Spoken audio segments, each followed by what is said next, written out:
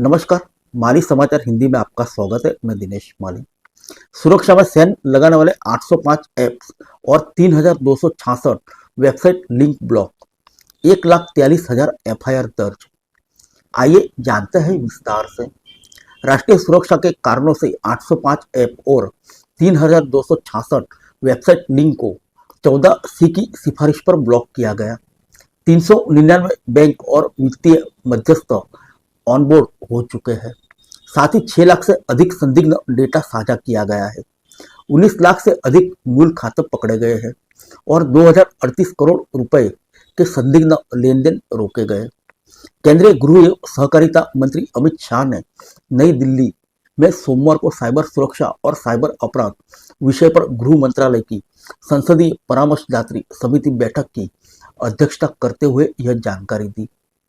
बैठक को संबोधित करते हुए केंद्रीय गृह मंत्री अमित शाह ने कहा कि पिछले कुछ वर्षों में भारत में डिजिटल इंफ्रास्ट्रक्चर का विस्तार हुआ है, जिसके कारण स्वाभाविक रूप से साइबर हमलों की संख्या में बढ़ोतरी देखने को मिली है।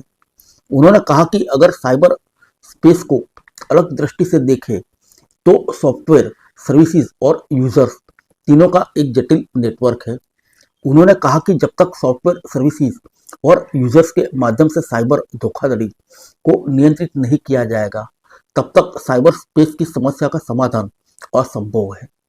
शाह ने कहा कि प्रधानमंत्री नरेंद्र मोदी के नेतृत्व में गृह मंत्रालय ने साइबर सुरक्षित भारत बनाने की दिशा में अनेक महत्वपूर्ण कदम उठाए हैं। साइबर क्राइम ने सारी भौगोलिक सीमा को समाप्त कर दिया है। यह बॉर्डरलेस और फार्मलेस क्राइम है, क्योंकि इसकी कोई सीमा तय स्वरूप नहीं होती। उन्होंने कहा कि भारत पिछले एक दशक में डिजिटल क्रांति का साक्षी बना है। डिजिटल क्रांति के साइज और स्केल को समझे बिना हम साइबर क्षेत्र की चुनौतियों का सामना नहीं कर सकते। शाह के अनुसार देश में आज 95% गांव डिजिटली कनेक्ट हो चुके हैं। 1 लाख ग्राम पंचायत वाईफाई हॉटस्पॉट से युक्त है। पिछले 10 वर्षों में इंटरनेट इस्तेमाल करने वालों की संख्या 4.5 गुना बढ़ी है। बता दें, वर्ष 2024 में यूपीआई के द्वारा कुल 17,221 लाख करोड़ रुपए मूल्य के 246 लाख करोड़ लेन देन हुए। शाह ने कहा कि 2024 में पूरी दुनिया में हुए डिजिटल लेन देन में 48% का लेन देन भारत में हुआ। स्टार्टअप इन्फो सिस्टम के मामले में भारत दुनिया का तीसरा सबसे बड़ा देश बना। वर्ष 2023 में सकल घरेलू उत्पाद यानी जीडीपी में डिजिटल इकोनॉमी में योगदान करीब 32 लाख करोड़ रुपए यानी 12% रहा और करीब 15 मिलियन रोजगार का सृजन हुआ। अमित शाह ने कहा कि आज भारत दुनिया में डिजिटल परिदृश्य में तीसरे नंबर का देश बन चुका है। भारत की अर्थव्यवस्था का कुल 20% हिस्सा डिजिटल अर्थव्यवस्था में योगदान करता है। उन्होंने कहा कि गृह मंत्रालय का लक्ष्य है कि साइबर अपराध के मामलों में एक भी एफआईआर दर्ज होने की नौबत नहीं आनी चाहिए। अंतर मंत्रालय और गृह मंत्रालय में अंतर विभागीय समन्वय को बढ़ाया गया है, जिससे सीमलेस कम्युनिकेशन और सूचना की धारा प्रवाह प्राप्ति को सुनिश्चित किया जा रहा।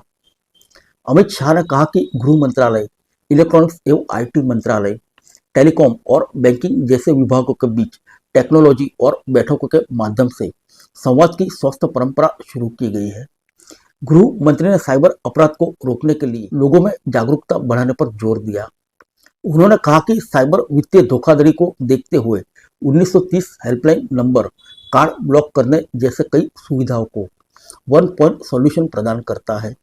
आर्टिफिशियल इंटेलिजेंस एआई के उपयोग और रिजर्व बैंक तथा अन्य सभी बैंकों के साथ समन्वय से मूल्य अकाउंट की पहचान की व्यवस्था बनाने के लिए प्रयास जारी है। उन्होंने यह भी कहा कि मूल्य अकाउंट को ऑपरेट होने से पहले ही बंद करने की व्यवस्था भी की जाएगी। फिर मिलेंगे अगले बुलेटिन में अन्य किसी खबर के साथ। तब तक के लिए इजाजत दीजिए। नमस्कार।